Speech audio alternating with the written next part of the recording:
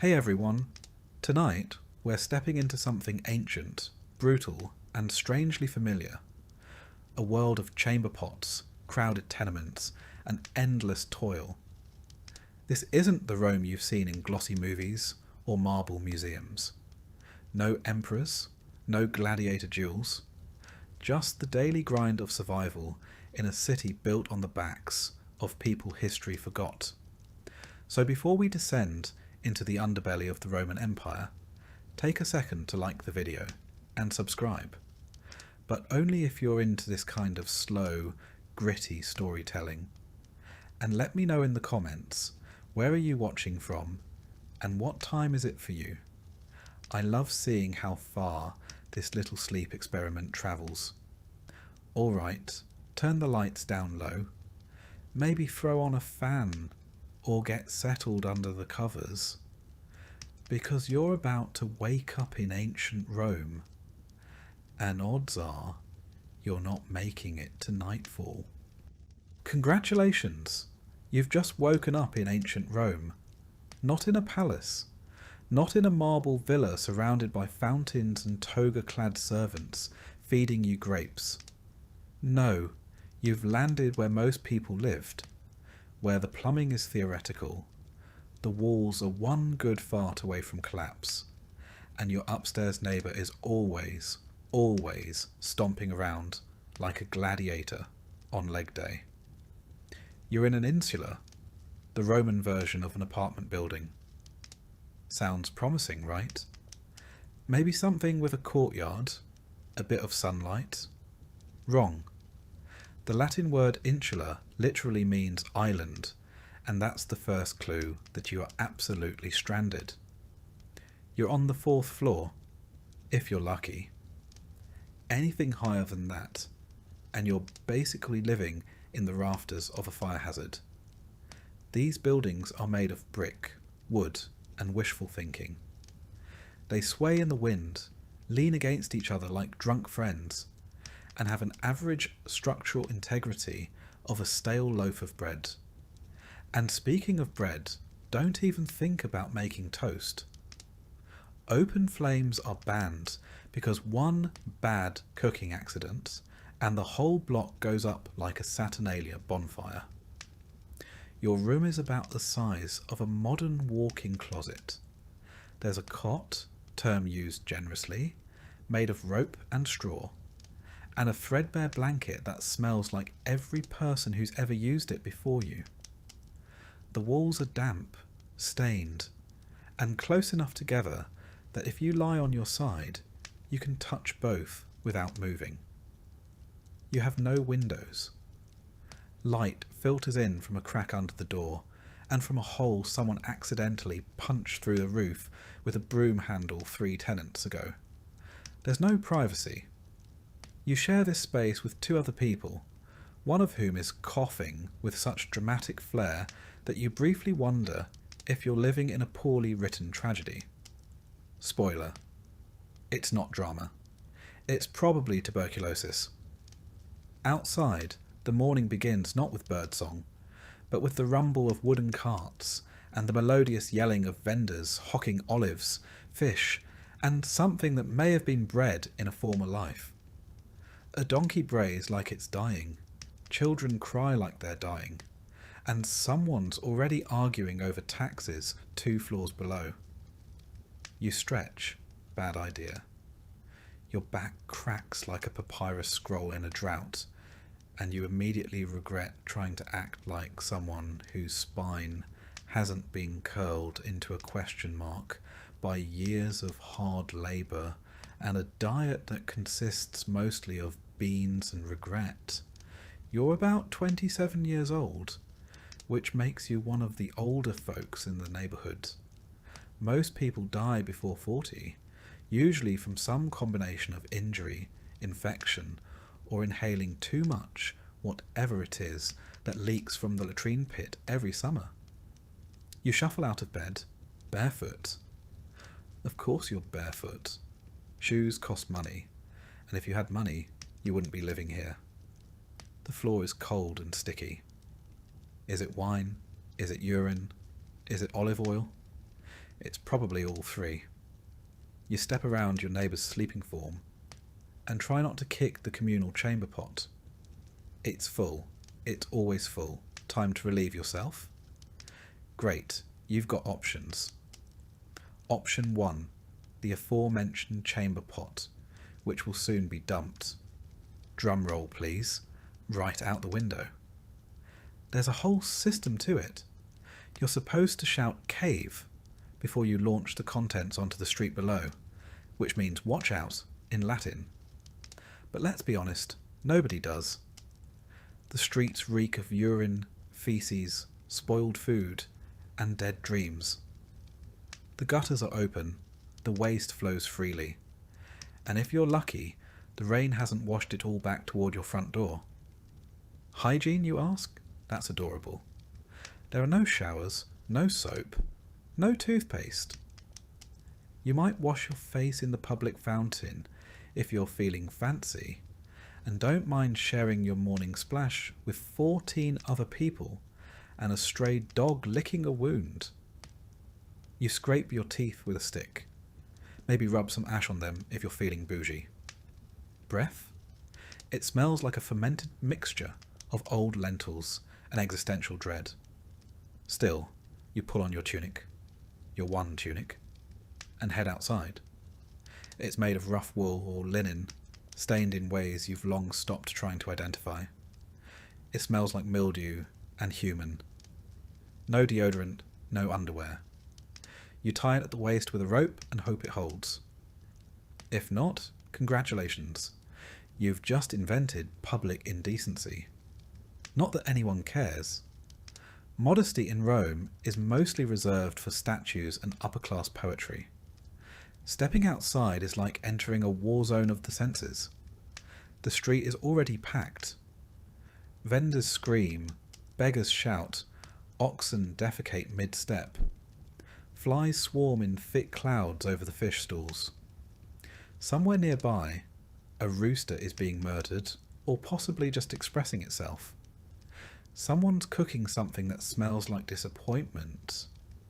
Your neighbour's child runs past, barefoot and covered in something that might be jam, might be blood, might be both. You make your way down the street toward the communal bakery, one of the few luxuries you share with the rest of your block. You hand over your government-issued grain ration, a lump of barley flour wrapped in cloth. The baker takes it, adds it to the others, and hours later you'll get back a small, hard, blackened loaf. It's barely edible, mostly ash from the public oven's coals. But hey, it's warm and it's yours. Assuming no one steals it first. Breakfast? Sure, let's pretend. If you're lucky, you get a bit of pulse, a thick gruel made from boiled grains. It's what most poor Romans eat every day.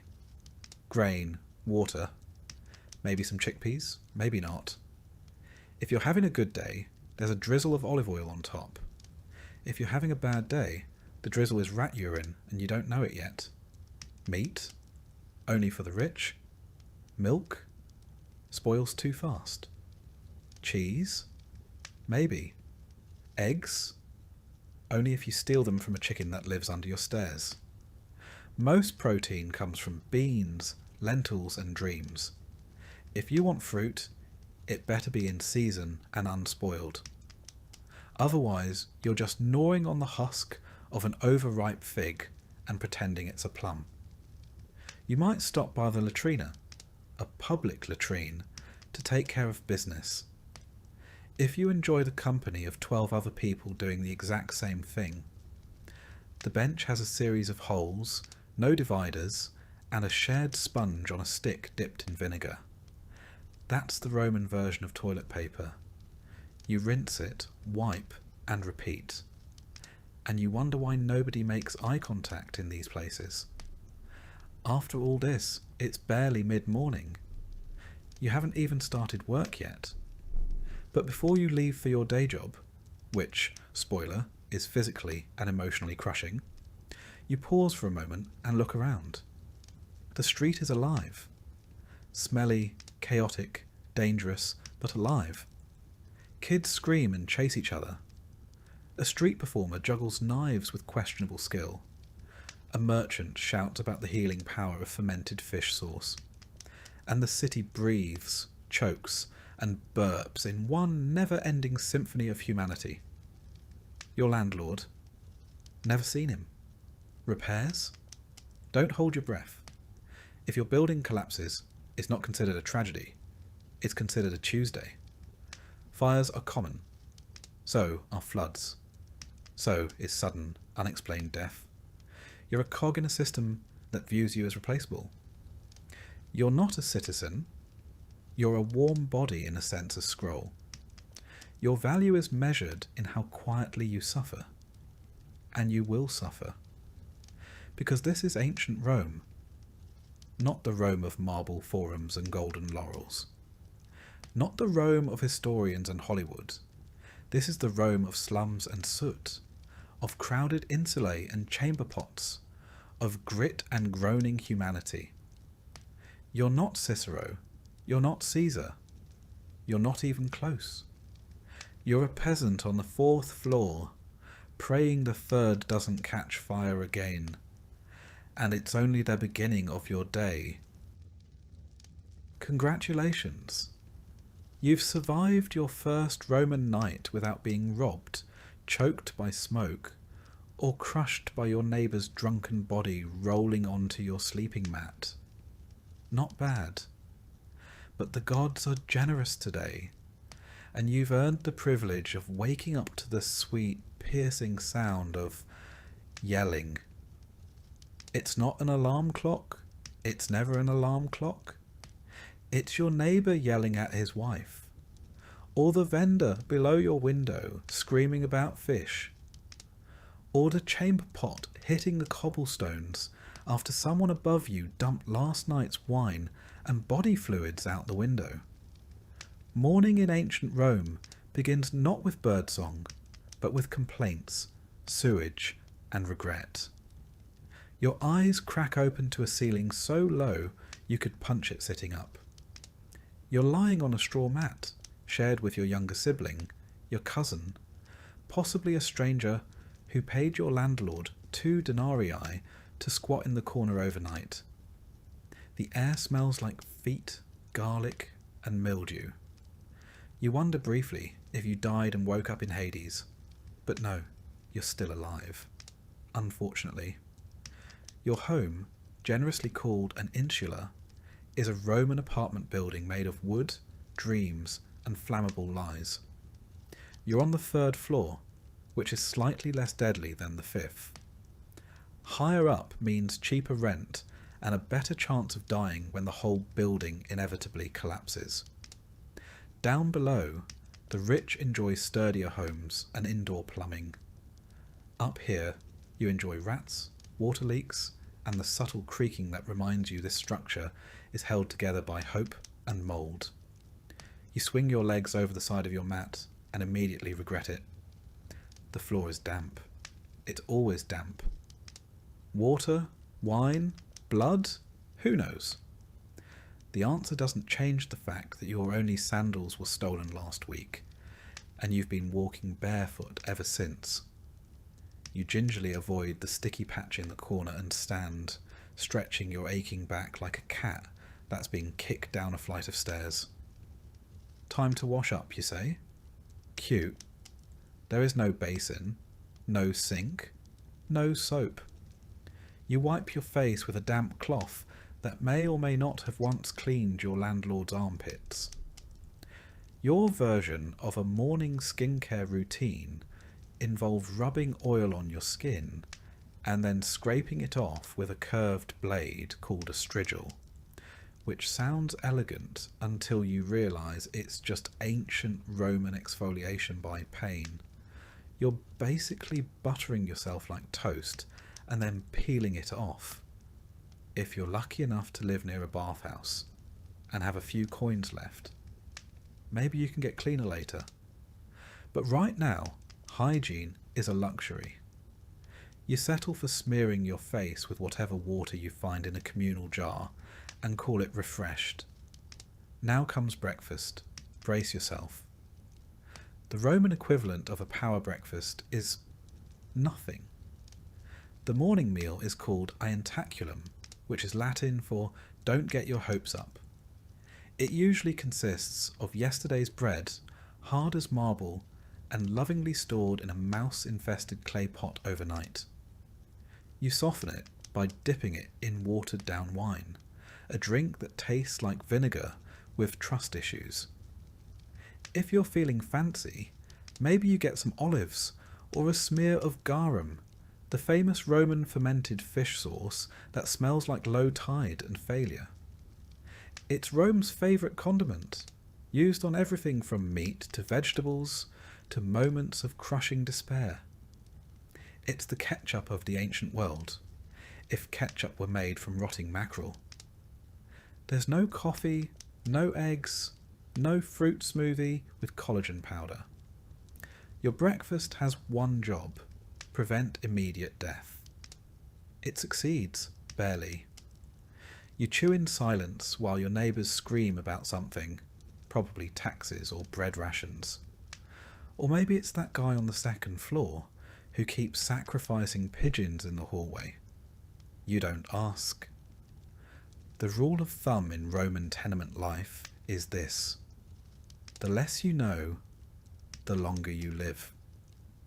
Once you've gnawed your way through a slice of disappointment and sipped your wine-flavoured sadness, it's time to dress for the day. Don't get excited.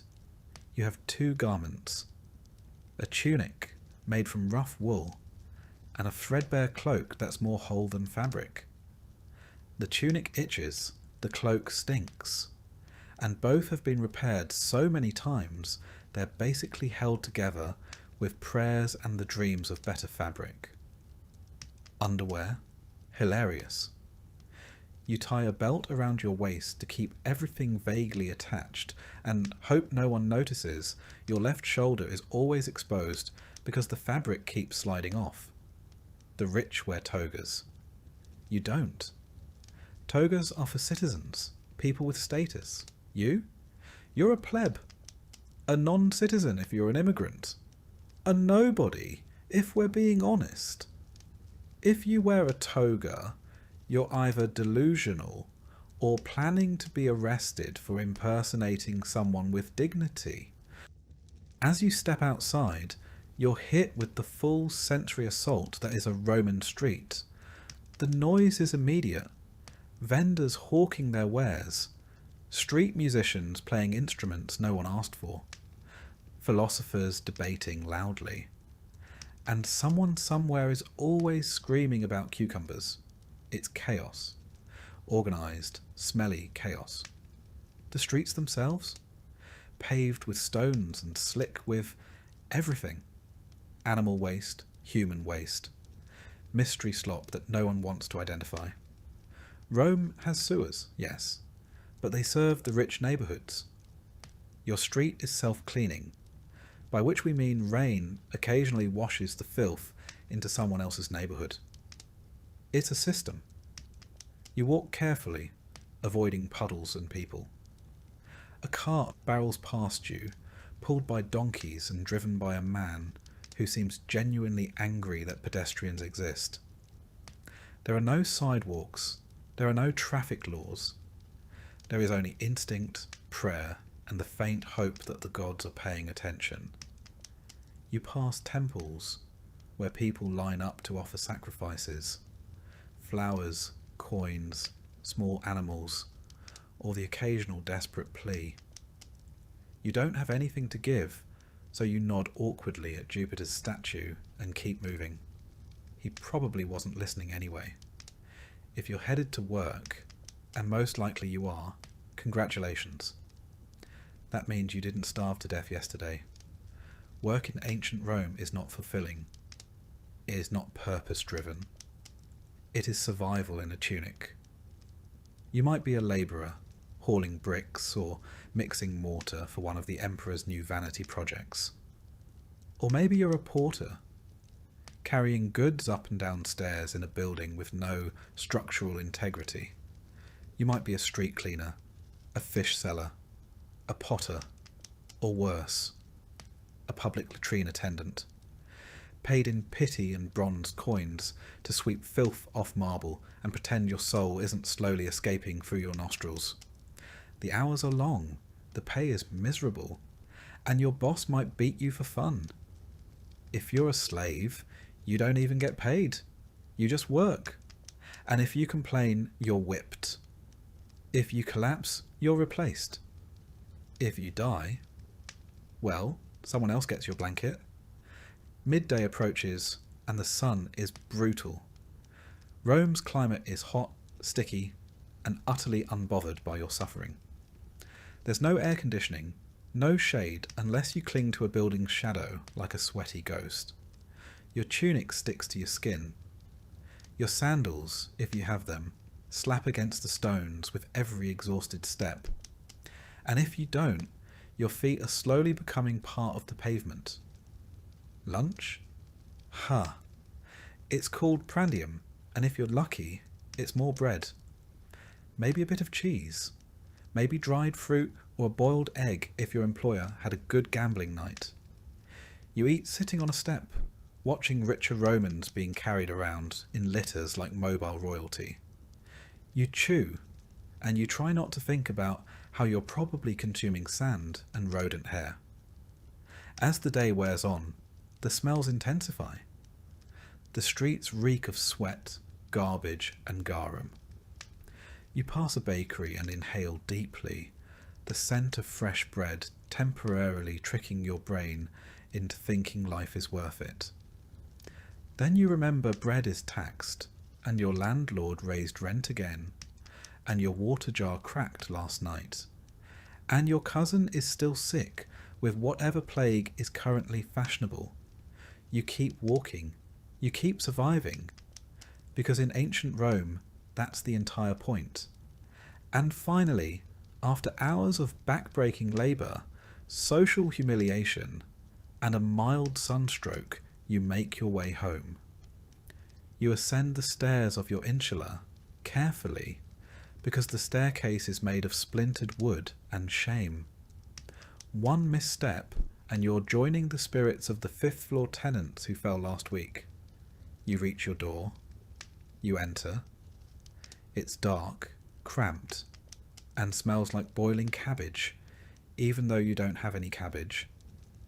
Someone is already asleep in your corner. You don't ask who they are. You just lie down next to them and close your eyes, hoping you don't dream about the bucket. And with that, your Roman morning ends. Was it glorious? Was it dignified? Absolutely not. But you survived. And in ancient Rome, that counts for something. Tomorrow you get to do it all again. You've survived your first Roman night in the insula. Barely. Sleep came in waves, interrupted by creaking floorboards above, shouting neighbours, the distant rumble of wagons, and an itching sensation on your leg that you'd rather not investigate. You're hungry now. Not the kind of hunger that inspires a brunch outing or a carefully measured protein shake. This is more primal, heavier. Your body wants fuel. But this is ancient Rome, and you're poor. So, what you're about to experience isn't breakfast. It's survival. The Romans didn't believe in breakfast as a significant meal, not in the way we do. They had a word for it. Ientaculum. A small, early meal typically consumed by those who had to work long days. For the rich, it might consist of bread dipped in wine, cheese, olives, or even a bit of fruit. But you're not rich. You're a plebeian, one of thousands crammed into the belly of the city, eking out a life in the shadow of Rome's grandeur. For someone of your station, ientaculum is more of a formality than a feast. Maybe a crust of coarse bread, dry and unevenly baked. This bread is likely a leftover from the day before, or the day before that. Made from barley or spelt, grain types considered suitable for the lower classes. It's dense, dark, and has the mouthfeel of something chipped from a wall. There's no butter, no jam, and certainly no eggs or honey. Those are the luxuries of someone with coin and status. What you might have, if luck has smiled upon you, is a bit of pulse. Pulse is the quintessential Roman peasant food. A porridge made from farro, emmer, or barley. It's cooked with water and occasionally seasoned with a drizzle of oil or the faintest hint of herbs, assuming you have any. It's not pleasant exactly. It doesn't nourish so much as it fills. A heavy, steaming paste that sits in the stomach like an anchor. On worse days, it might be prepared with river water or stored rainwater, slightly green and earthy. You eat it quickly. Slowly just gives your brain time to realise it tastes like boiled dampness. And yet, this is your fuel. Pulse, maybe a bit of bread, and water. If you're lucky, you've managed to secure some posca, a common drink among the poor and the military. It's made by mixing vinegar with water, sometimes infused with herbs, if available. It sounds unpleasant, and it is, but it's far safer than drinking untreated water straight from a public fountain or cistern. The acidity of the vinegar kills bacteria and masks the taste of unclean sources. It's sour and sharp, but it does the job. The public fountains of Rome flow constantly, fed by those legendary aqueducts. But that doesn't mean the water's clean where you live. Rome's water system was advanced, yes, but only until it reached the labyrinthine lower districts. There, the water quality depended heavily on the maintenance of lead pipes and the cleanliness of the castella, the distribution tanks feeding your block. And maintenance wasn't always a priority in neighbourhoods like yours. If someone upstream threw garbage, urine, or animal remains into the drainage channel, or worse, into the water itself, you'd never know until it was too late. Hunger is a quiet constant for you. Even when you eat, it never really fades. Food is expensive, and most of your earnings go toward rent, taxes, or staying on the good side of your local patronus. So you ration what little you have. You learn to chew slowly, savouring every bite like it's a luxury. There's no variety. You eat what's available, and more often than not, that means you eat the same thing every day. Meat? Almost never. The occasional salted fish, usually garum-cured scraps, or sardines so pungent they could double as weapons. Meat is reserved for the upper classes, for religious festivals, or as part of a soldier's rations. If you do get your hands on some, it's offal. Organ meat, bones, things the rich don't want. You don't waste a single scrap. As for fruits and vegetables, they appear sporadically. You might find some wilted leeks, onions, or turnips in the marketplace at a discount near closing time. Apples and figs are seasonal, and while Rome's Mediterranean climate makes such things abundant in theory, your wallet tells a different story. You buy what others don't. Split fruit, half-rotten dates, bundles of wilted greens, all wrapped in yesterday's gossip and grime. It's edible technically. You hope? And if you're truly desperate, there's the street food. Rome had an active street food culture, particularly for the poor who didn't have kitchens in their insular apartments. The popinae, small taverns or hot food shops, line the alleyways of working-class neighbourhoods. For a few asses, the copper coins of the realm, you might get a bowl of stewed lentils, seasoned with whatever bones or drippings the cook could find.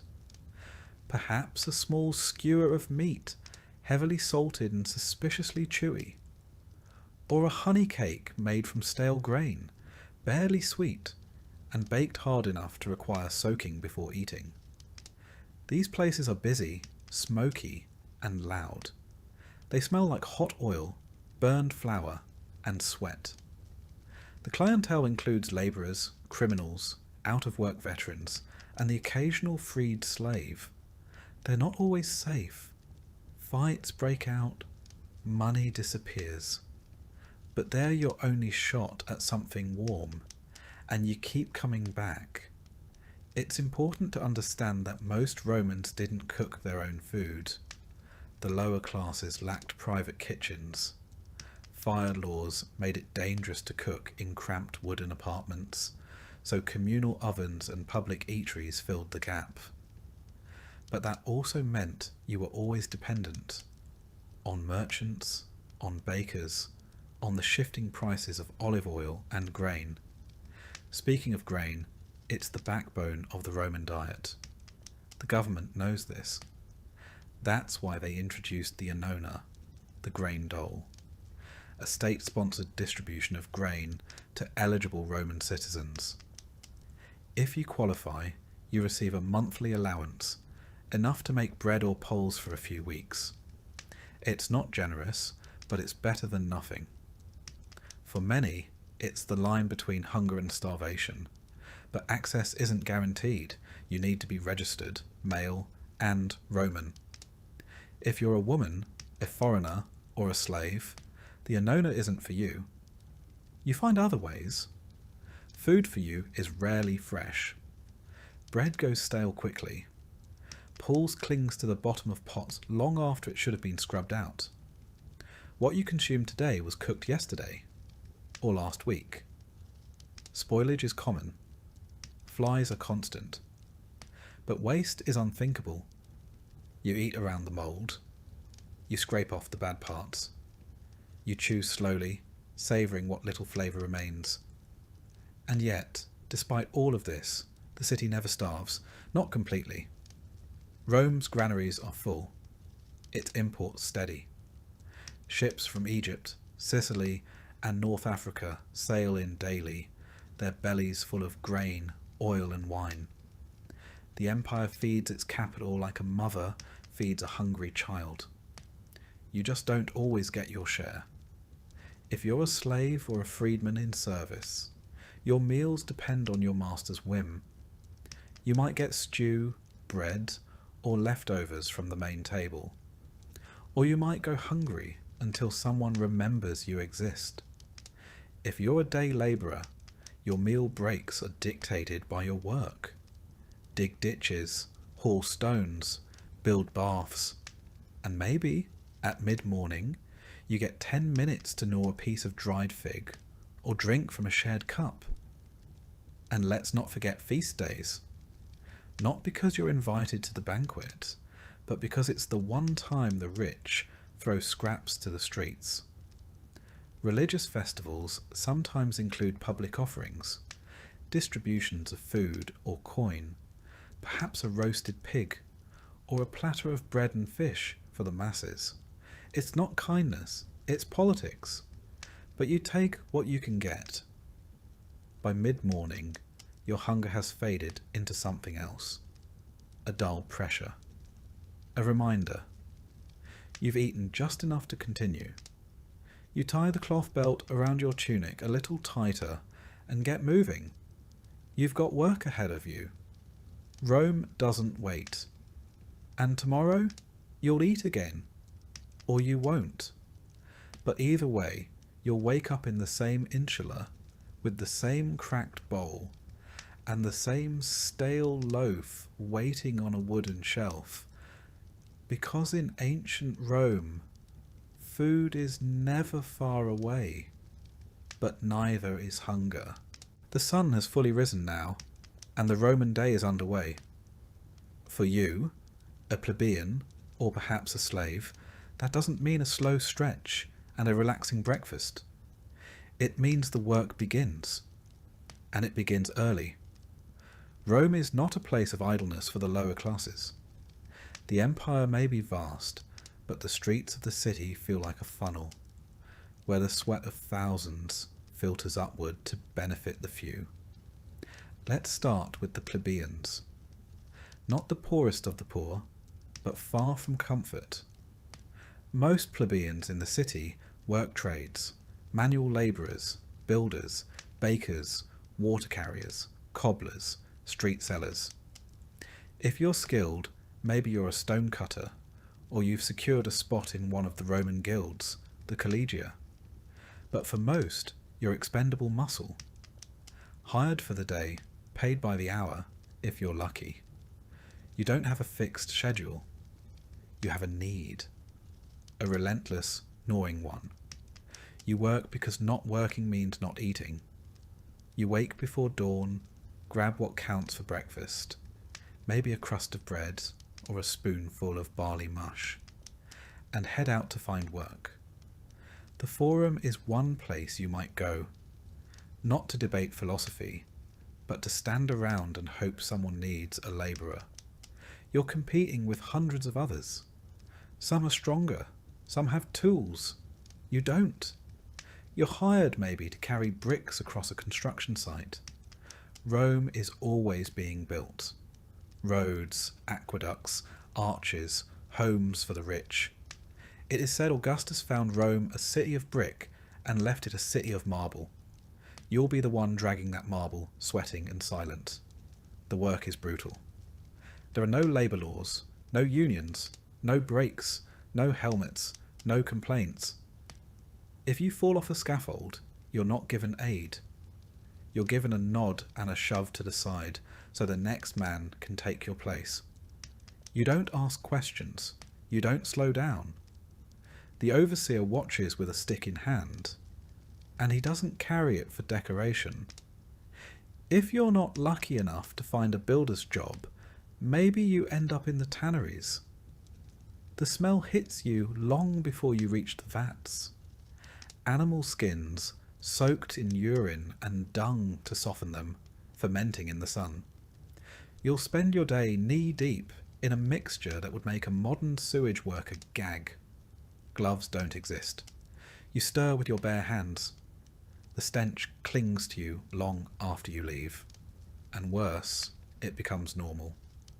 Still, you persist. Because if you don't earn a few copper coins today, you won't be eating tomorrow. Your rent on that insular apartment, your crumbling, rat-ridden fire trap, is due every few days. Miss a payment and you're out. No notice, no mercy. The landlord has 5 men waiting to take your place. But perhaps you're not a plebeian. Perhaps you're a slave. Life, somehow, is harder still. Because now you don't even get the satisfaction of wages. Your body is labour, and your labour belongs to someone else. You might be a household slave, owned by a moderately wealthy Roman citizen. If so, your work starts before sunrise. You're fetching water, cleaning floors, preparing meals you'll never taste. Maybe you're young and educated, assigned to tutor the children or read aloud to your master. It sounds better. It isn't. One mistake and you're beaten. If the master's wife is displeased, you're sold. There are no protections. No court to hear your case. You are property, like the stove or the sandals. Or you're a field slave outside the city, toiling in the vast latifundia, those enormous agricultural estates that feed Rome's grain-hungry stomach. Here, there are no roofs, no days off. You wake with the sun and bend until it sets. You plant, plough, harvest, sweat. No matter how hot, how cold, how sick you feel, you work. The overseer doesn't care if you collapse. There are chains for those who slow down. For those who run, there are whips. And for those who rebel, there's crucifixion. A public one. Along the roads where others can see. Some slaves are trained for skilled labour. Stone carving, pottery, weaving. But that doesn't make the whip any less real. It just means your blood stains a different kind of floor. And what of the women? If you are a woman, slave or free, you labour too. Not on the scaffold or in the forum, but in quieter ways that bleed just as much. You're grinding grain with a heavy stone hand mill, your arms aching as you turn the quern hour after hour. You make bread, wash clothes, fetch water, tend fires, clean, mend, weave. If you're poor, you might also sell small goods in the street or offer your services as a wet nurse or a midwife. In desperate cases, you might sell yourself. Prostitution is legal in Rome, taxed even. It is not a profession of glamour. It is survival. There are no toilets in your insula, no kitchens. So you make do in the alleyways or public spaces. Fires are frequent, the stairs collapse. Your children are not safe. Not from hunger, not from illness, not from the building itself. Life expectancy is low. Infant mortality is high. Your child's best chance is to survive to 5. Feds, there are no toilets in your insula, no kitchens. So you make do in the alleyways or public spaces. Fires are frequent, the stairs collapse. Your children are not safe. Not from hunger, not from illness, not from the building itself. Life expectancy is low. Infant mortality is high. Your child's best chance is to survive to 5. After that, it's still a coin toss. And yet, Rome moves on. The senators debate. The aristocrats drink wine on shaded terraces. Their banquets are filled with stuffed dormice and honeyed dates. Below them, unseen, you sweat, bleed, and endure. Your work is invisible but indispensable. The aqueducts flow, the grain ships arrive, the streets are swept because of people like you. Sometimes the monotony is broken, not for a festival or a feast, but for something worse, a fire, a collapse, a riot. Rome is a tinderbox of labour and inequality. The gap between the rich and poor isn't just wide, it's weaponised.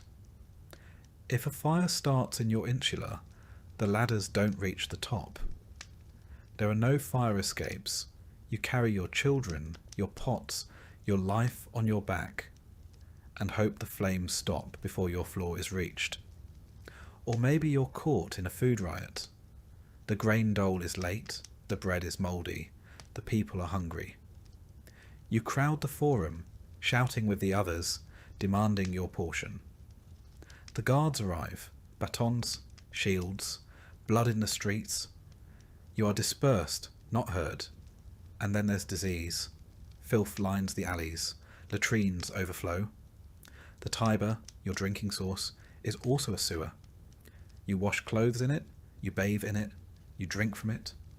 Parasites thrive. Illness spreads. You know the signs. A fever, the chills. A child coughing in the night. There is no doctor. No apothecary for your kind. Only rest, prayers and hope. And hope rarely comes. But still you work.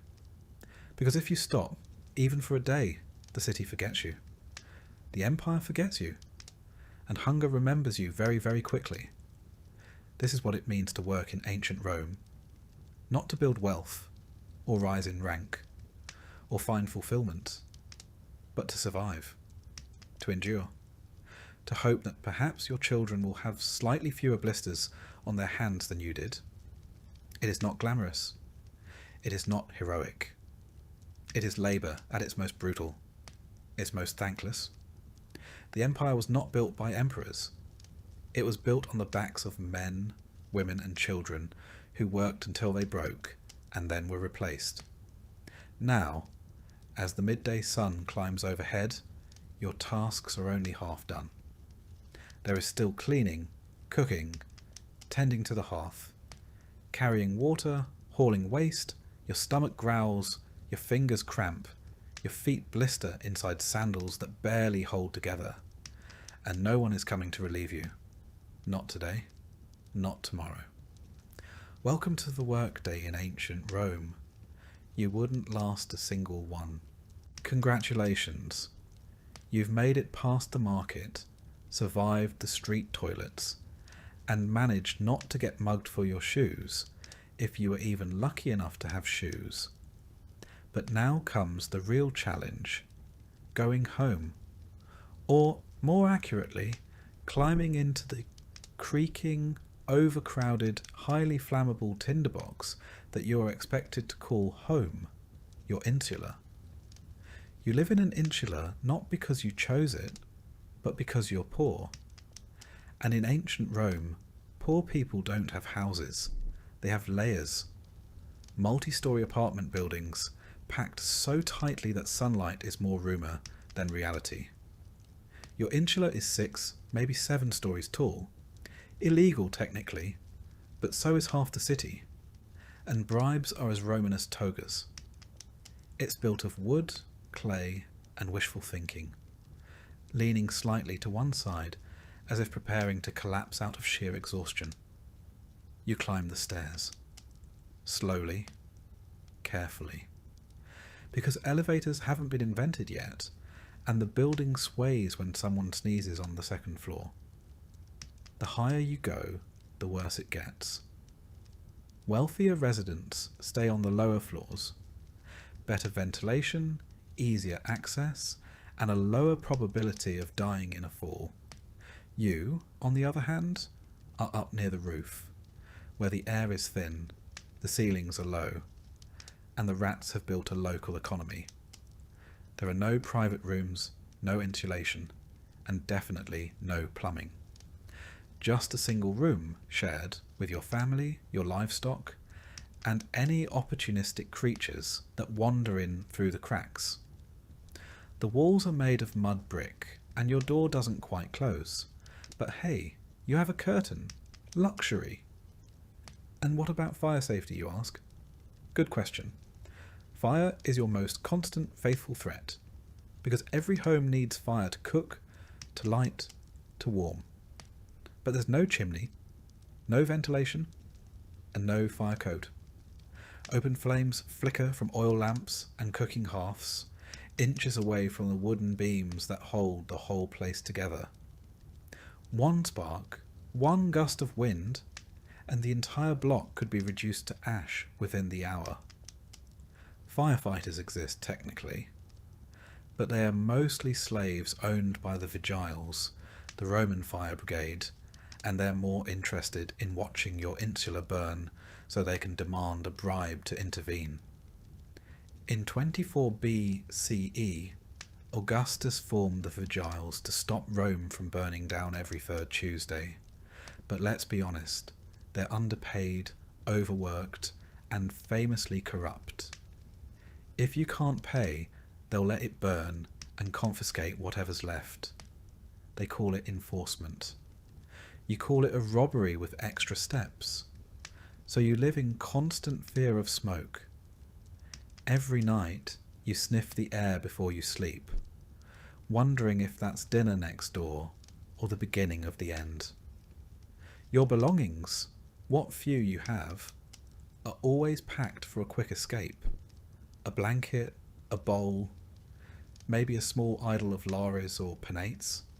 The household gods, who at this point you're hoping accept bribes too. And then there's the noise. Rome is never quiet. Carts aren't even allowed during the day, so they all roll through the streets at night. The wheels grind like thunder on stone. Vendors shout, drunks sing, lovers argue, dogs bark, and someone somewhere is always playing a flute badly. Privacy is a fantasy. Your neighbours hear everything. Your arguments, your snoring, your gastrointestinal tragedies. And in return, you hear theirs. But maybe it's better than being alone. Because loneliness isn't common here. Your insula is crowded beyond reason. Dozens of families crammed into units smaller than a modern bathroom. Children crying, adults arguing, and old folks muttering prayers in dark corners. Sometimes people rent just a corner of a room, sleeping upright against the wall like human coat racks. When it rains, your roof leaks. When it doesn't, it still leaks. The water trickles down the inside walls, pooling on the floor. feeding the mould that grows behind your bed mat. The floorboards creak. The walls shift in the wind. You develop the uncanny skill of waking up seconds before the stairs collapse beneath a neighbour. It's not a matter of if the building will fall. It's a matter of when. And if that wasn't enough, pests.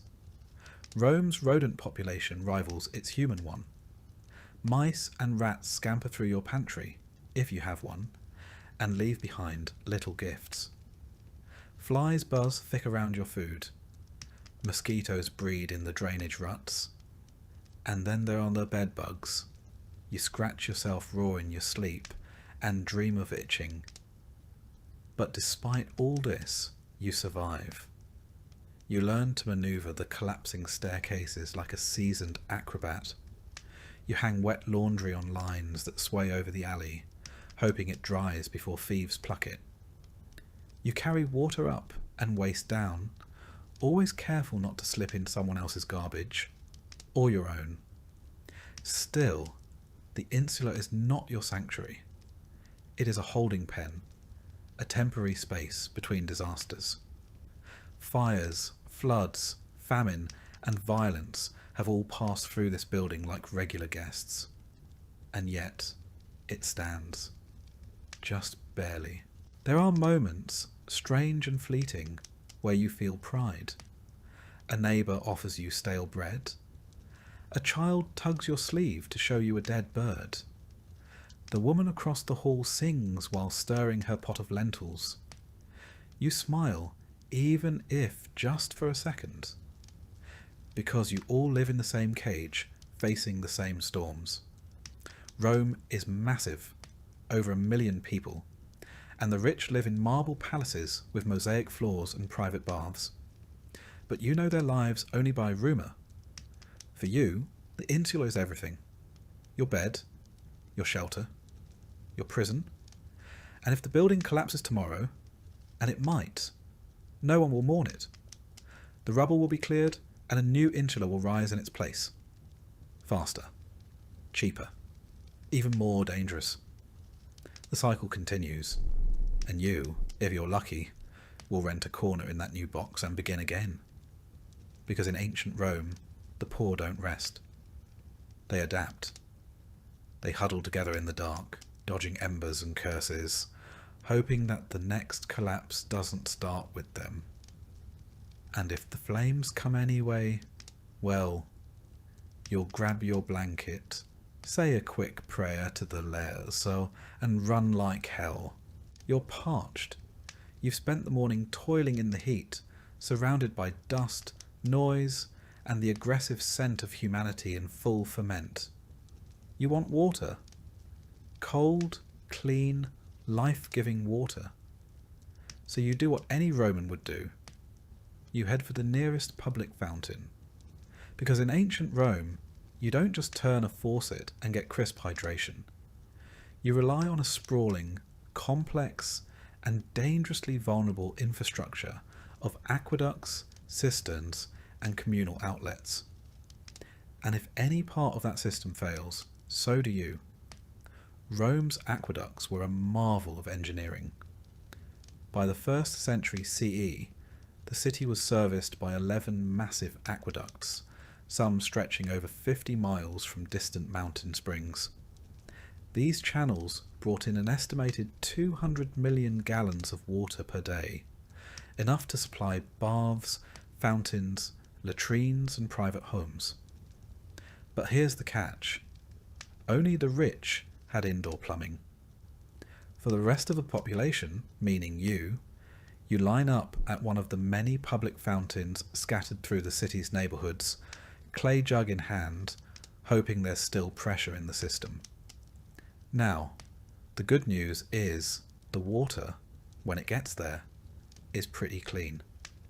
It's sourced from springs, and the aqueducts are designed with constant downward slopes to keep it flowing. The bad news is, clean is relative. If you live near the terminus of the system, you're getting backwash. Water already passed through several baths, toilets, and industrial laundries.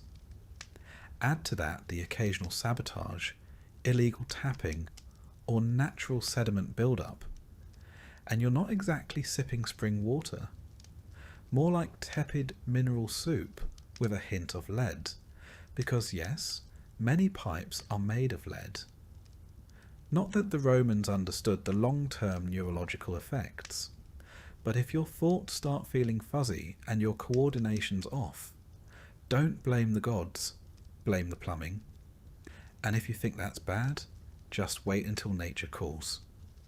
Most Romans didn't have private toilets. Apartment dwellers, like you in your top floor insula, use pots, buckets, or chamber pots. When full, the contents are dumped out the window or into the nearest gutter. Yes, the famed Roman sewer system, the Cloaca Maxima, still runs through the city like an underground lifeline. But most waste doesn't make it that far. It sits in the street, baking in the sun, mixing with animal droppings, and slowly forming a biological miasma strong enough to peel paint off a fresco. And if you're wondering why shoes are so important in Rome, that's your answer. You're not walking on stones. You're walking on yesterday's dinner in its final form. There are public latrines, of course, and if you're lucky or desperate, you can pay a small fee to use one. These are long stone benches with holes carved in them, positioned over flowing water channels. There's no partition, no door, just a row of strangers making eye contact while trying to pretend nothing awkward is happening. You sit shoulder to shoulder with a retired centurion and a 12-year-old olive vendor, all contributing to the same stream of civic solidarity. The Romans believed in shared experiences. This was one of them. Toilet paper? Not a thing. Instead, you use a tessorium, a communal sponge on a stick, kept in a bucket of vinegar water. It's exactly as horrifying as it sounds. You hope the guy before you had good hygiene. He didn't. Nobody does. You wipe, you stand up, you wash your hands if there's water nearby, and then you move on. Probably to the nearest bathhouse, which, thankfully, is where things get slightly better. The Roman bathhouse is part spa, part gym, part social network, and part biological experiment. There are over 800 public bath complexes in Rome by the time the empire is in full swing. Some are grand like the baths of Caracalla or Diocletian, where marble columns soar above mosaic floors. Others are modest neighbourhood baths tucked between bakeries and brothels, but all follow roughly the same formula. A changing room, apoditerium, a warm room, tepidarium, a hot room, caldarium, and a cold plunge, frigidarium. You strip down, deposit your clothes, good luck if they're still there when you get back, and start sweating your soul out in the heat. The caldarium is stifling. Heated by hypocaust, underfloor heating fueled by roaring fires. It's a room designed to make you wish for death, or at least a breeze. You rub your skin with olive oil, not soap, because that's what Romans used to clean. Then you scrape it off with a curved metal tool called a strigil, removing dirt, oil, and several layers of dignity. There are slaves to assist you if you're rich. If not, you do it yourself while trying to avoid eye contact with the senator next to you. Bathhouses are where deals are struck, gossip is traded, and diseases are casually spread. The water isn't drained between users. It's a warm, microbial soup of humanity, stirred hourly by the movement of hundreds of unwashed bodies. Skin infections, eye diseases, intestinal worms, everything is on the menu. And yet, this is one of the cleanest places in Rome. Outside the baths, personal hygiene is a gamble. You might wash your face daily and your feet often, but full-body bathing is more of a social event than a daily necessity. Perfumes and oils cover up most smells. Lice and fleas are common, but tolerated. The concept of germ theory is centuries away, and nobody's counting bacteria when they're more worried about curses and crop failures. And remember that beautiful aqueduct system? It doesn't just supply water, it powers everything from grain mills to fountains to the flushing mechanisms in some elite toilets. But it's fragile. Earthquakes, floods, or simple disrepair can shut down entire sections of the city. When the aqueducts break, Rome doesn't just lose drinking water. It loses its public baths, its sewers, its fountains. Civilization, as the Romans know it, starts to unravel. Riots have broken out over water shortages. The emperor himself maintains a staff of aquarii, water engineers, just to keep the system running. And if they fail, you suffer. Because in ancient Rome, access to clean water isn't a luxury.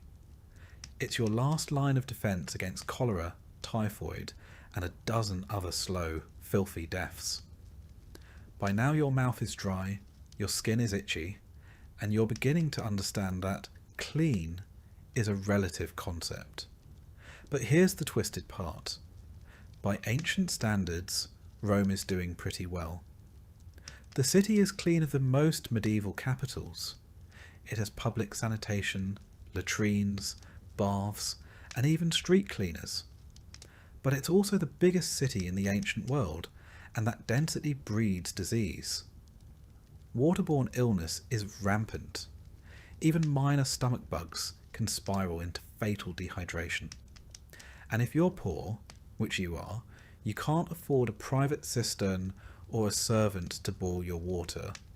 You drink what's available, and you pray, not to be purified, but to be spared.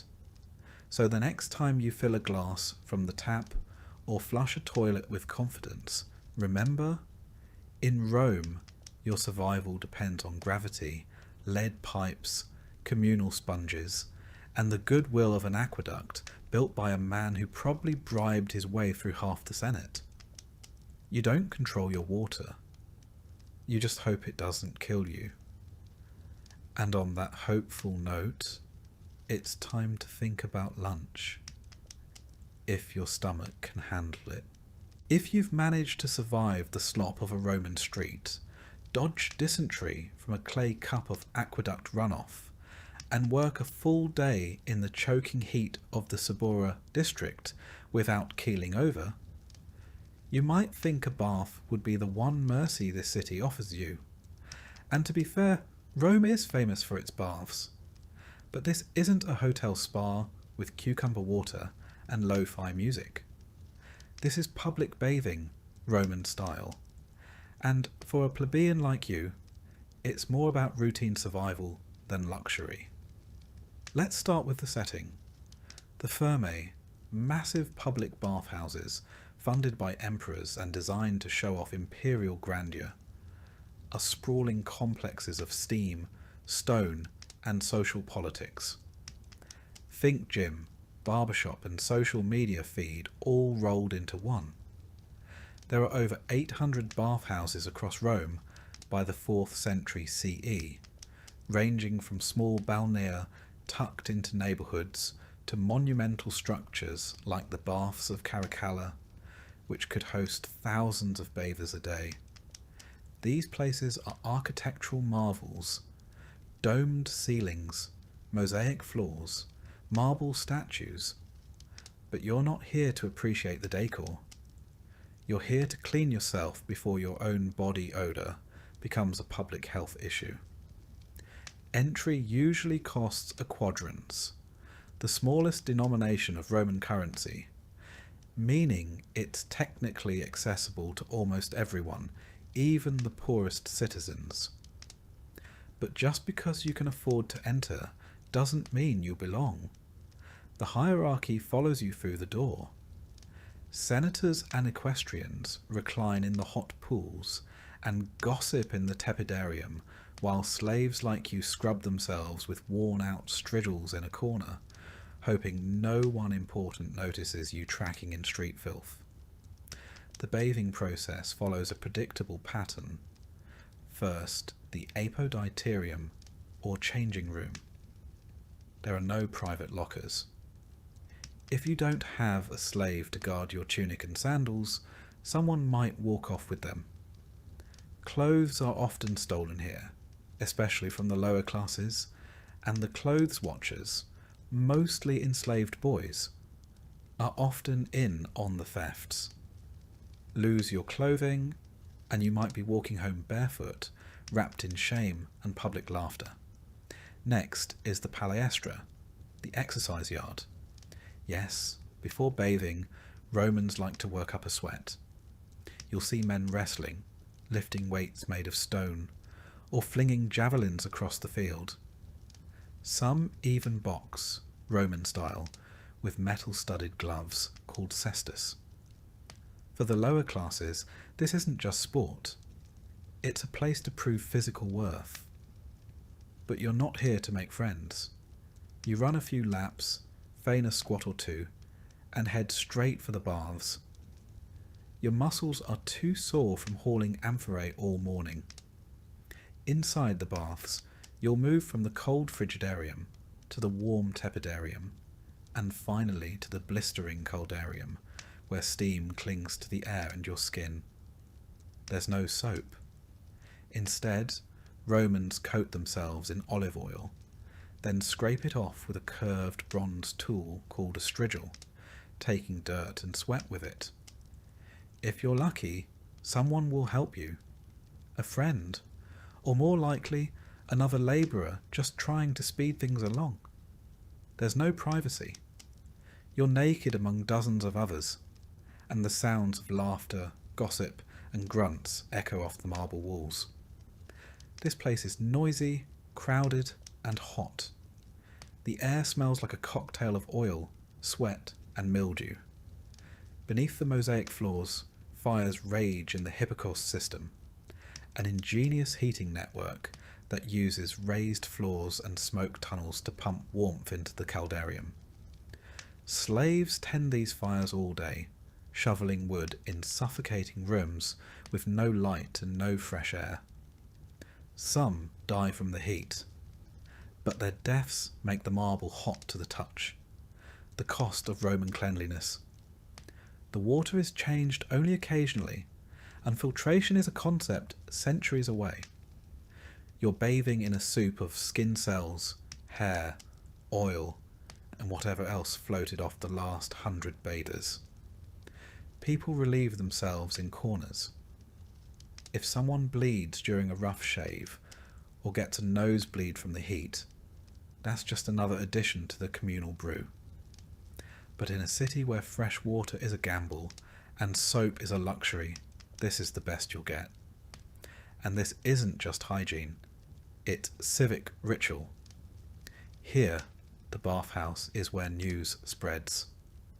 Someone whispers that the emperor was spotted in disguise at the theatre. Another boasts about his recent winnings at the ludus. A freedman offers political bribes in the tepidarium, while a prostitute waits in the hallway outside, pretending to be a masseuse. For the poor, this is also a rare space where you're not fully excluded. Rich and poor alike sweat together. For a few minutes, you share the same steam as men who rule provinces.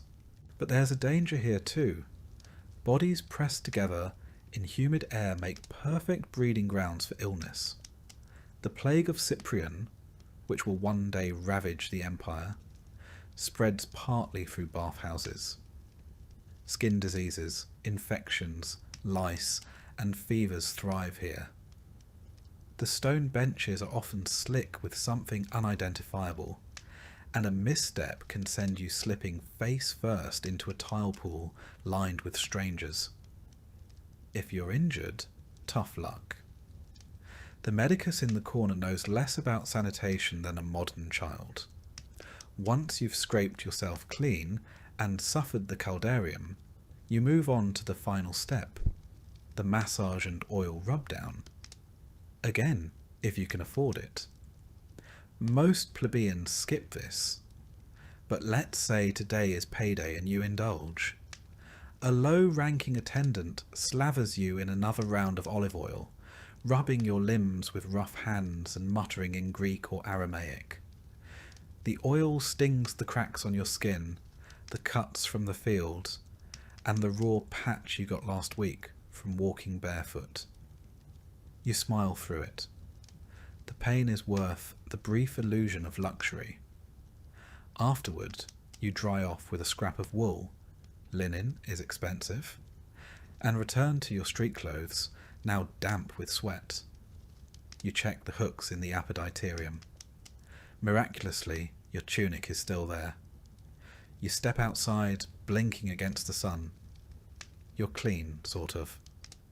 But the streets are still thick with dust, dung, and the smell of salted fish.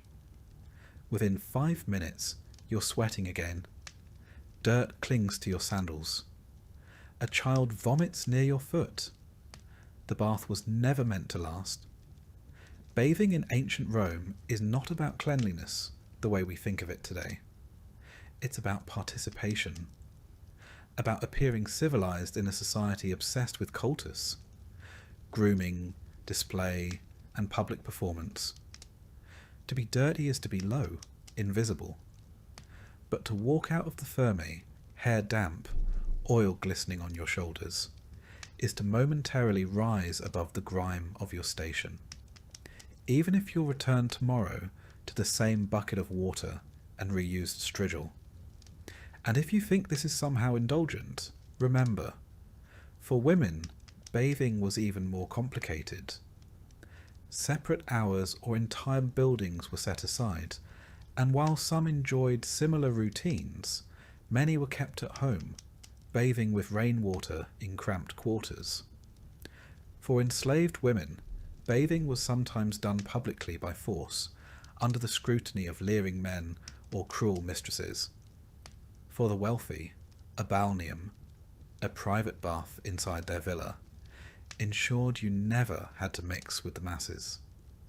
Heated by personal hippocaust, scented with imported oils from Arabia or Egypt, attended by silent slaves. But for the rest of Rome, the labourers, the couriers, the bakers, the sewer cleaners, the public bathhouse was a place of renewal, exhaustion, gossip, and risk. You went not to be healed, but to maintain the appearance of being human in a city that treats humanity like a fleeting luxury. The bath was not an escape. It was a pause from the heat, the stink, the fear, and the endless labour. It was a few minutes of semi-clean respite before stepping back into the furnace of Roman life. And with that fleeting relief, you head back out onto the cobbled road. Your feet still ache. Your skin is raw. And tomorrow, if you're lucky, you'll do it all again. Let's talk about Roman food. Not the banquets of emperors reclining on silk cushions with figs dripping in honey and servants fanning them with peacock feathers. You are not an emperor. You're not even close. You are, in fact, a plebeian. A working-class Roman in a cramped insula where breakfast is less about indulgence and more about surviving another day with enough calories to walk, work, and not collapse. So let's set the table.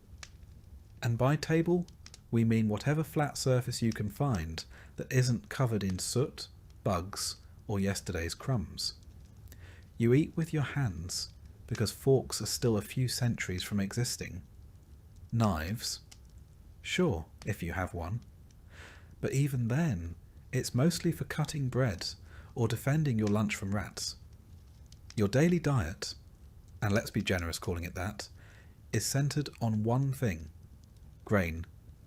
Specifically, a kind of wheat called far, spelt, and a lot of it. You eat it boiled into poles, a porridge as bland as it sounds. Think of it as the ancient Roman version of oatmeal, only without sugar, milk, or any flavour at all. If you're lucky, it's salted. If you're really lucky, it has bits of onion or a drizzle of fish sauce, known as garum, to liven things up. That's right, fermented fish innards. It was the ketchup of the ancient world. It smelled like rot and seawater, and they poured it on everything. Bread, when you can get it, is dense, coarse, and made from stone ground flour that might contain trace amounts of actual stone. Dental care isn't exactly booming right now, so every bite is a gamble between hunger and chipping a tooth. But bread is sustenance, and if you're a labourer or dock worker, it's essential. Rome even instituted a grain dole, a nona, to distribute grain to the poor.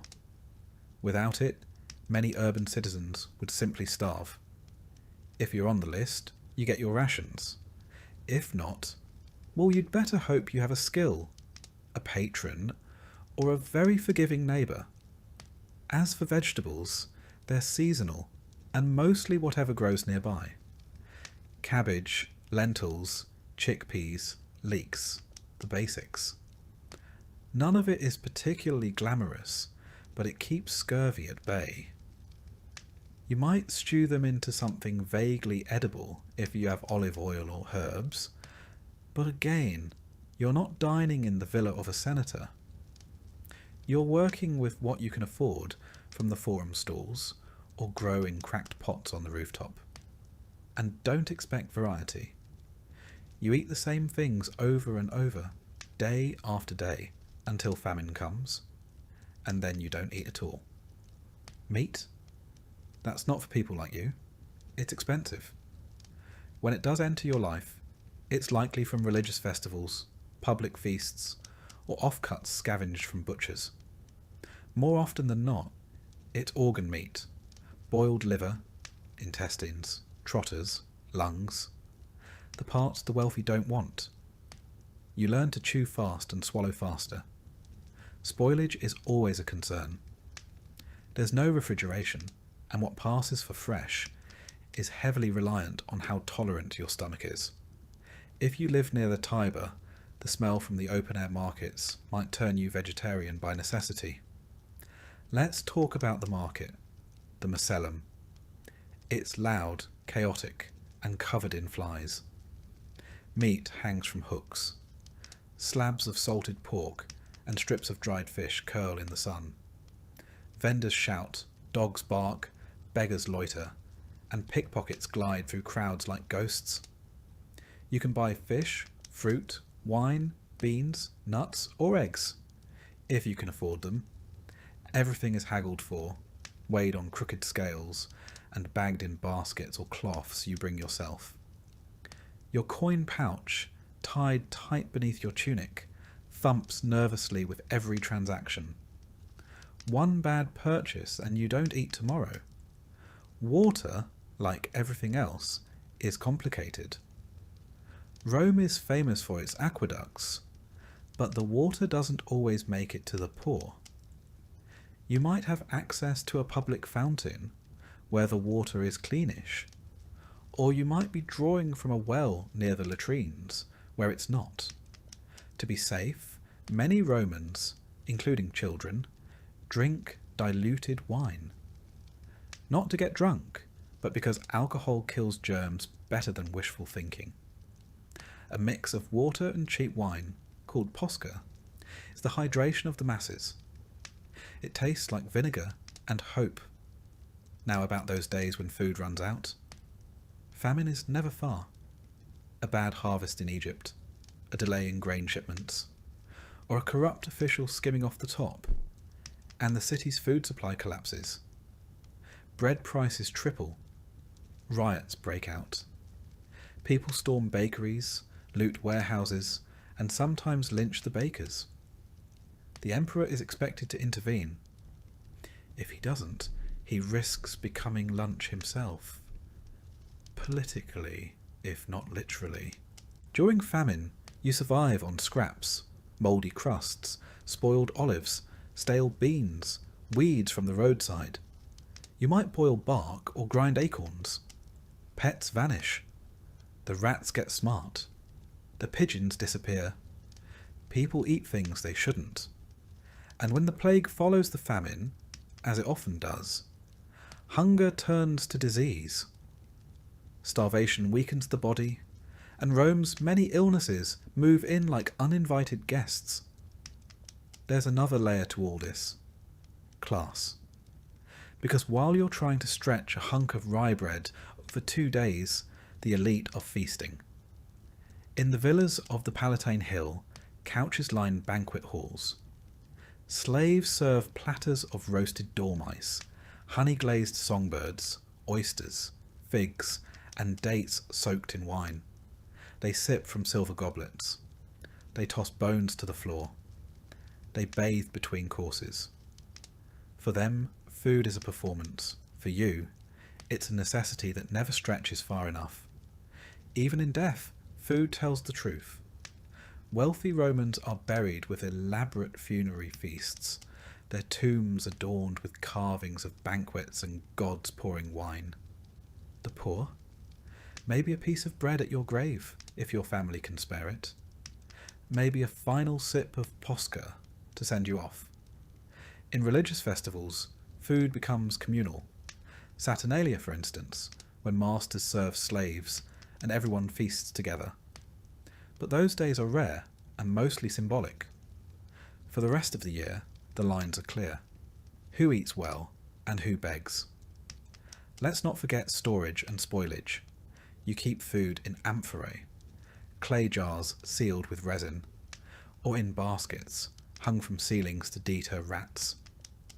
Preserving food means salting, smoking, drying, or steeping it in vinegar. Still, everything has a clock. Bread moulds quickly in the Roman humidity. Olives go rancid. Meat turns in the sun. Every meal is a gamble. Every bite is a risk. Even the insects eat well. Grain is stored in granaries, which are dark, warm, and crawling with beetles and moths. If you're lucky, you get your ration before it's infested. If not, well, extra protein. Most people don't even pick them out anymore. They're too small to matter. Children grow up with hunger. They learn to wait their turn. They learn which vendors give better scraps and which ones chase them away with sticks. Their bellies are often bloated from malnutrition, their eyes dull. Parents do what they can. Sometimes it means stealing. Sometimes it means begging. And sometimes it means going without so the youngest can eat. Yet through all of this, food is still culture. Even in scarcity, Romans cling to tradition.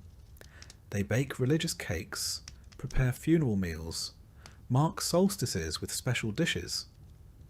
They cook with pride, share what little they have, and pass down recipes, thin, watery ones, from mother to daughter, father to son.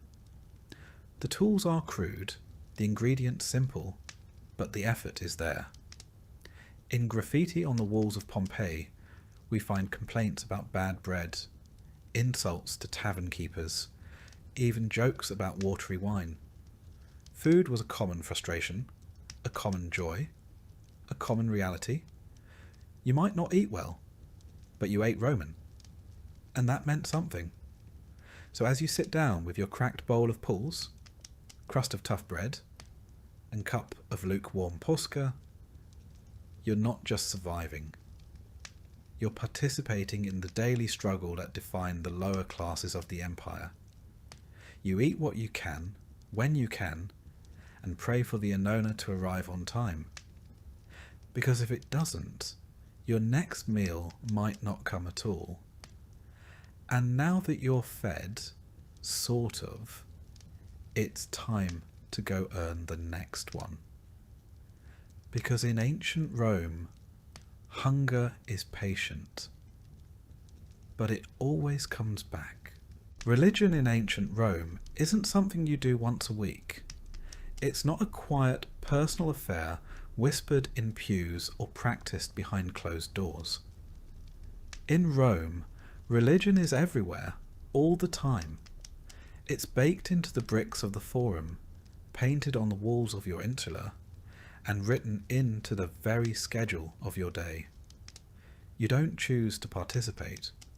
You live inside it, and it watches you like the state, because in many ways it is the state. You wake before dawn, and already the gods are in your thoughts. Before stepping outside, you mutter a quick offering to the household spirits, the lares and penates. These are the guardians of your hearth and pantry, the invisible figures that ensure your home doesn't fall apart. There's no food left to burn for them this morning, just a crumb of dried bread and a half-hearted gesture of thanks. But it's the thought that counts. Sort of. You know the stories. Neglect the household gods, and your family could suffer illness, injury, or general misfortune. It doesn't matter if you believe it. Enough bad luck strung together starts to feel like divine punishment, and soon you're scrubbing the floor and lighting incense to try to win back their favour. Outside, the street is already alive with sounds. Hawkers bark from market stalls, children dart between columns, and smoke rises in lazy curls from tiny shrines at the corners. These aren't just decorative. These are altars. Small, open-faced boxes are holding flickering lamps, burnt offerings, and the thick scent of sacrificed animal fat. You pass them on your way to work. Maybe bow slightly, maybe don't. Someone always notices. Piety is social currency in Rome. Fail to observe the right rites, and your neighbours won't just talk. They might accuse. The Roman pantheon is crowded. Jupiter rules the skies with thunder and ego. Juno watches over marriage, whether it's miserable or not. Mars is the god of war and masculinity, and Vesta keeps the sacred flame of Rome burning. A job so important that her priestesses, the Vestal virgins, are chosen as children and punished by death if they break their vows. That's the world you live in, one where virginity, fire, and political stability are all bound in a single thread, and where the divine is never more than a few footsteps away. Religion isn't optional, it's calendarized. Over 100 official festival days a year. Lupercalia, where half-naked men chase women through the streets in the name of fertility. Saturnalia, where slaves and masters switch roles for a day in a wild, upside-down mockery of freedom. And then there are the Consualia, Vinalia, Robigalia, and more. Festivals to crops, harvests, rain, sun, and even mildew. Yes, mildew. Because in Rome, every natural force has a name, a temple, and a priest. You, as a poor plebeian or freedman, can't afford expensive sacrifices. But the elite can, and they make sure you know it. Wealthy patrons slaughter bulls at the temples, their robes splashed with blood, incense thick in the air, while you stand at the back, clutching your small votive figurine, hoping the gods can hear your prayer from that far away. The ritual language is often Old Latin, barely understandable, even to those reciting it. But the spectacle, that's clear enough. Religion is theatre. It always has been. Do you take part when you can? Maybe your guild hosts a minor ceremony. Maybe you help lead a procession through the street for a local deity. These rituals are public and communal, but also strategic.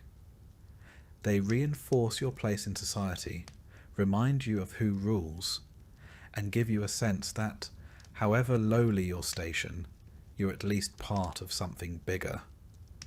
Of course, not everyone thinks alike. By the 1st century CE, the Roman world is already deeply diverse. foreign cults have seeped into the cracks of the empire. You might hear whispers of a mysterious Eastern goddess named Isis, whose followers wear white and chant in candlelit rooms.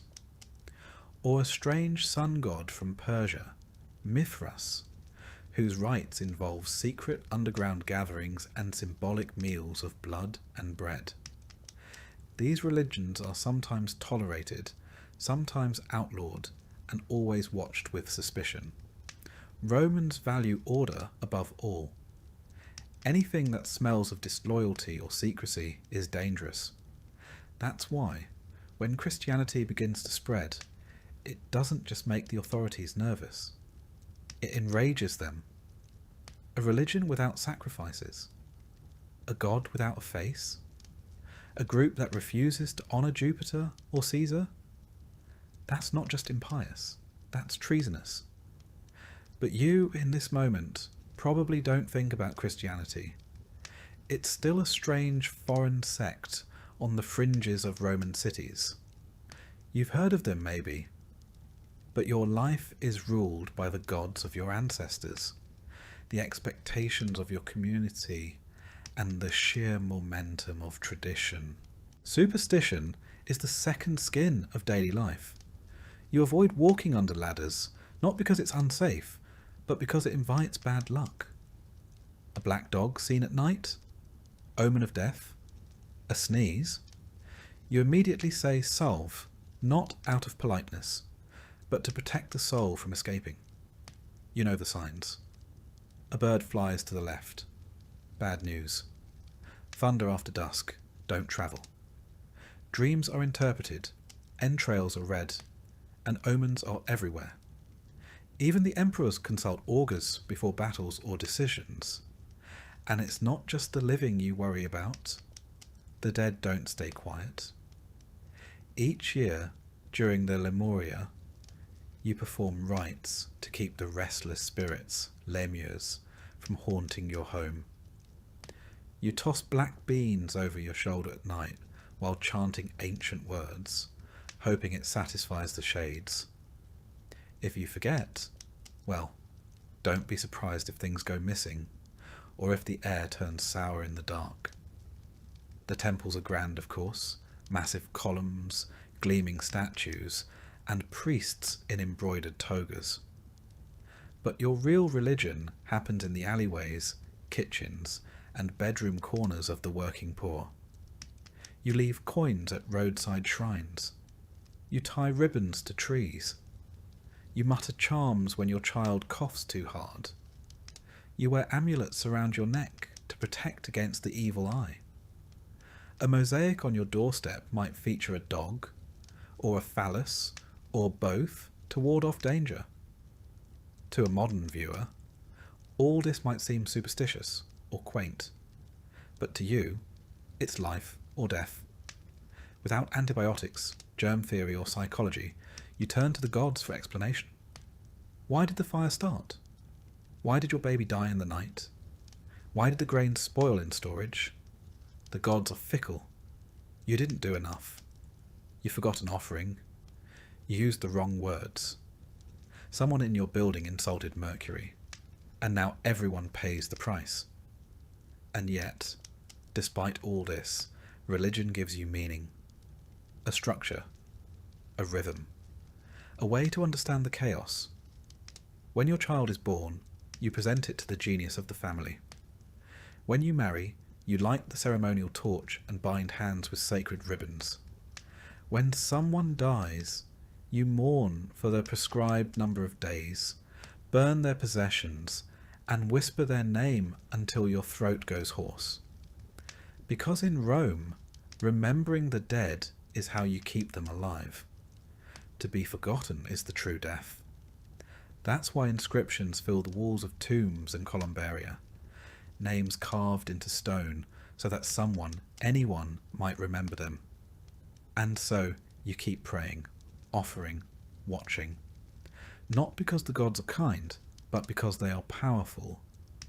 Not because the rituals are easy, but because they're necessary. You live in a city where divine favour and political favour are nearly the same thing. Where neglecting a festival could be blamed for an earthquake, where sacrifice might avert plague, or not, but better to try than be accused of causing it.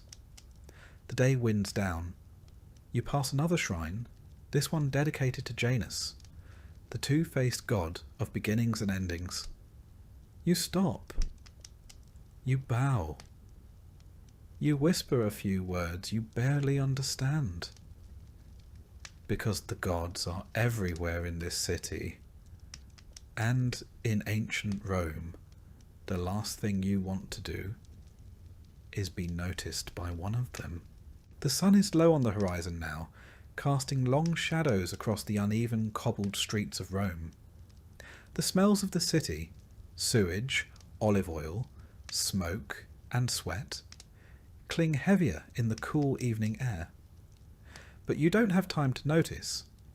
You're about to learn what it means to live in a world where justice isn't blind. It just chooses not to see people like you. As a plebeian, a freedman, or worse, a slave, you exist at the very bottom of the Roman legal ladder. The law is not an abstract idea. It's a tool of control written by the elite to protect property, preserve hierarchy, and make examples out of the lower classes. Forget equal rights.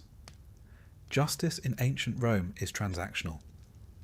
If you lack wealth or connections, the law is less a shield and more a weapon pointed squarely at your neck. Let's say someone accuses you of theft.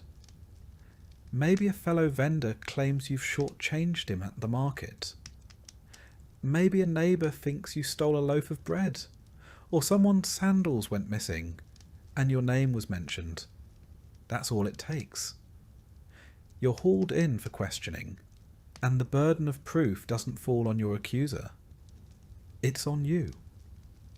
And in many cases, if you're a slave, it doesn't matter whether you're guilty or not. The only question is how much pain it'll take to extract your confession. Torture is not only legal in ancient Rome, it's expected, especially if you're enslaved. The logic goes like this. A slave has no honour, so they can't be trusted to tell the truth without persuasion. That persuasion comes in the form of whips, branding irons, and racks. You can be interrogated simply for being in the vicinity of a crime. If your master is murdered, all the slaves in the household can be tortured and executed, regardless of guilt, just to make sure the true culprit is among the dead. Even as a citizen, your options aren't much better unless you're wealthy. Legal representation exists, but lawyers, called advocati, aren't paid in fees.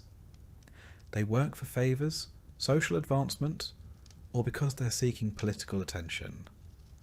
And if your case is brought before a magistrate or in front of a public tribunal, you better hope your opponent isn't rich. Bribery is commonplace. Trials can be delayed indefinitely. And the judges are often members of the same elite class as the accusers. Connections matter more than evidence. Punishments are public, brutal, and designed to humiliate. Flogging, exile, and execution are on the table, but they scale with status. If a patrician commits a serious crime, they might be allowed to go into exile quietly, keeping their wealth and titles. If a plebeian does the same, it's chains, lashes, or worse. Execution methods vary. Beheading is considered relatively merciful, clean, quick, and reserved for Roman citizens. If you're not a citizen, crucifixion is far more likely. It's agonizing and public, reserved for slaves, rebels, and the lowest criminals.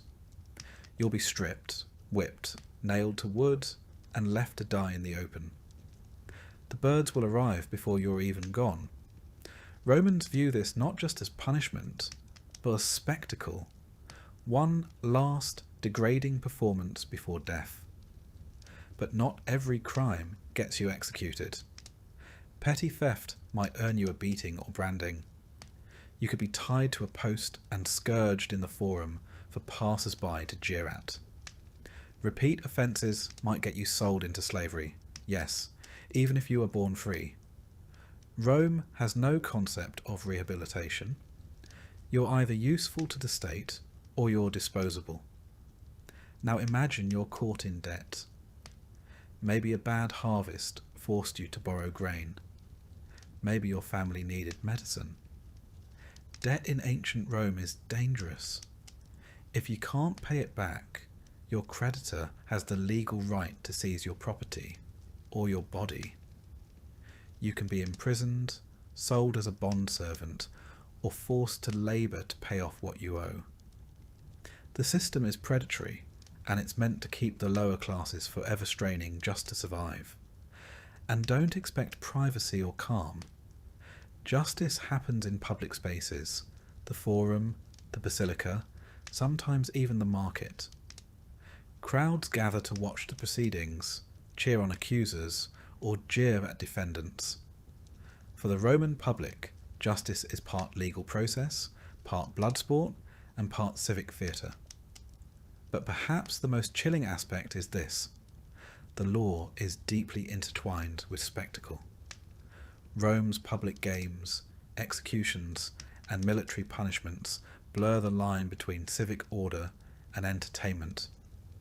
Criminals sentenced to die might be thrown to wild beasts in the amphitheatre. This isn't metaphor. It's a Tuesday. A prisoner convicted of treason or theft could be chained and released into the Colosseum, unarmed, to be mauled by lions, leopards, or bears to the delight of thousands of spectators. The screams echo. The crowd roars. The Senate nods in approval. The logic behind this is both pragmatic and cruel. These executions are warnings, reminders of who holds power. And if they happen to distract the public from grain shortages, political scandal, or border unrest, all the better. For Roman women, the law offers even less protection. A husband can legally kill his wife if she's caught in adultery. A father can disown or execute his child under patria potestas, the absolute power of the male head of household. Domestic abuse isn't a crime, it's a family matter. In theory, a woman can take legal action. In practice, she is silenced by layers of custom, intimidation, and institutional indifference. Religion is no safe haven either. If you're accused of impiety, failing to observe proper rites, speaking against the gods, or accidentally disrupting a sacred procession, you can be punished swiftly and without appeal. Rome doesn't separate church and state. To question religion is to threaten the republic itself. There are prisons, yes, but not as punishment. They are holding pens, temporary jails where the accused wait for trial, execution, or sentencing. They are dark, filthy, overcrowded, and filled with despair. Most don't leave alive. The Tullianum, Rome's most infamous prison, is a damp underground dungeon. Prisoners sent here are either destined for death or forgotten entirely. Even if you're innocent, your life can unravel fast. A single accusation can lead to financial ruin, social disgrace, or permanent injury. Witnesses can be bribed. Testimony can be coerced. And evidence, when it exists, is often little more than rumour wrapped in a toga. The irony is that Rome sees itself as the pinnacle of civilization. And in many ways it is. It has an advanced legal code, courts, appeals, and procedures written into stone. The 12 tables, published in the 5th century BCE, were hailed as a step toward justice for all citizens, and later reforms introduced by emperors like Augustus and Hadrian did try to standardize trials and offer protections. But those reforms don't reach everyone, especially not you. You're a peasant, a tradesman, a former slave, a woman without a dowry, a child without a father. In Rome, justice wears a toga, but it walks with a blade. So what do? You try to stay invisible. You keep your head down, avoid debt, avoid conflict, and pray your name never comes up in a whisper that matters. Because here, in the shadow of the Palatine Hill, justice isn't about what's fair. It's about who holds the power, and how willing they are to use it. Tomorrow you'll wake up and try again to survive the Roman day. But tonight, sleep lightly. Because in ancient Rome, justice may come at any time, and it rarely knocks twice. By now, you've endured sewage in your stew, slept under lice-infested wool, and laboured under a sun that cooks clay. You've chafed, bled, and aged 2 decades in a single day. But even in ancient Rome, all roads eventually lead to one place: death. And for you, a poor plebeian or slave with no name worth carving, your journey ends without honour, ceremony, or even certainty. Let's not sugarcoat it. Death came early, and it came often.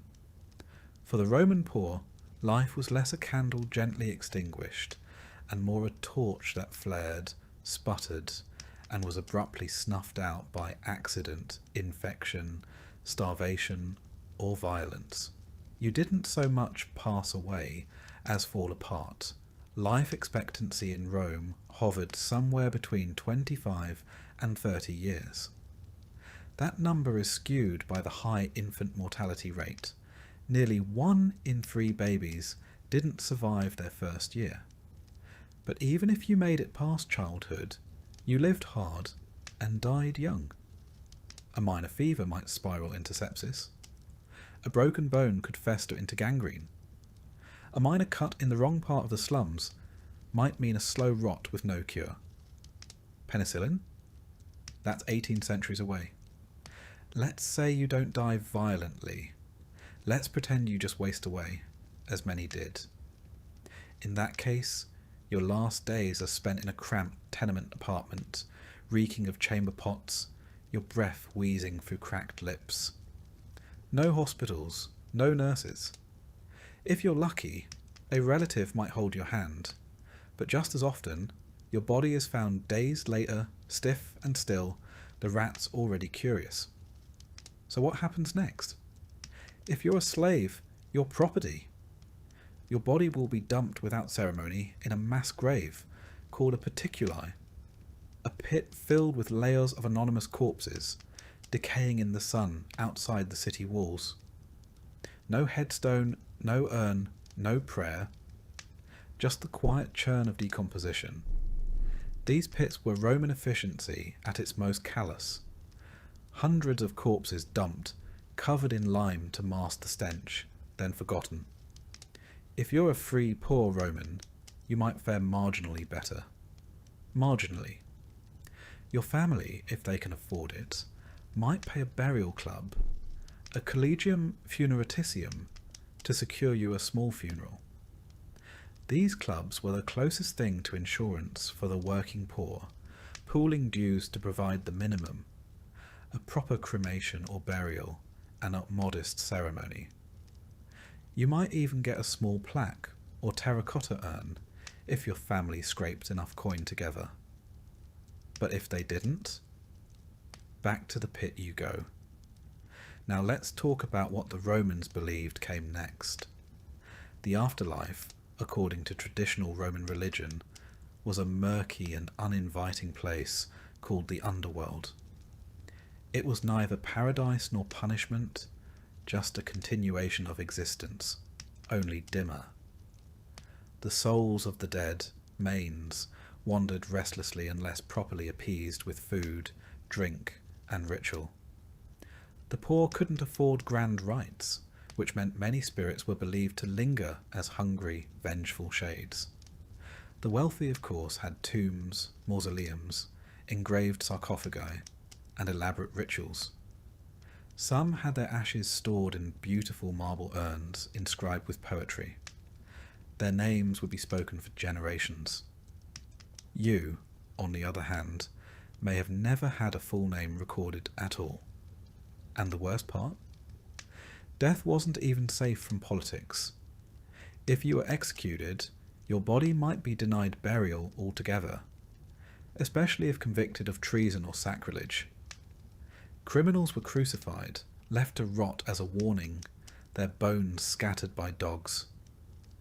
Others were condemned to damnatio memoriae, condemnation of memory, where their names were scratched off records, statues defaced, their identities erased from history. There's something uniquely cruel about dying twice, once in the body and once in the memory. Let's pause for a moment. You've lived this entire day as a nobody in ancient Rome. You've eaten spoiled lentils, relieved yourself in a broken pot, fought rats for a spot to sleep, and collapsed after hauling bricks or firewood or wet laundry in the relentless sun. And now, after all that, your death is quiet, unrecorded, and statistically expected. It would be easy to end the story here in silence, buried beneath a mound of others just like you. But history isn't only about endings. Sometimes it's about perspective. So let's take a breath. Right now, you're probably lying in a bed, a real one, with blankets that aren't alive. You likely have access to medicine, clean water, and food that doesn't require a risk assessment. You've brushed your teeth today. You've looked at a screen. You're not fighting for survival, not in the ancient sense. And yet, this Roman peasant you embodied today, the one scratching at lice, bartering for onions and ducking chamber pots, still matters, because they're real. Not by name, perhaps, but by the millions. Their backs built aqueducts and temples. Their voices echoed in forums. Their bones paved the literal roads that stretched from Britain to Mesopotamia. They bore the weight of empire, silently and without inscription. History often forgets the poor. It remembers emperors, generals, poets, and philosophers.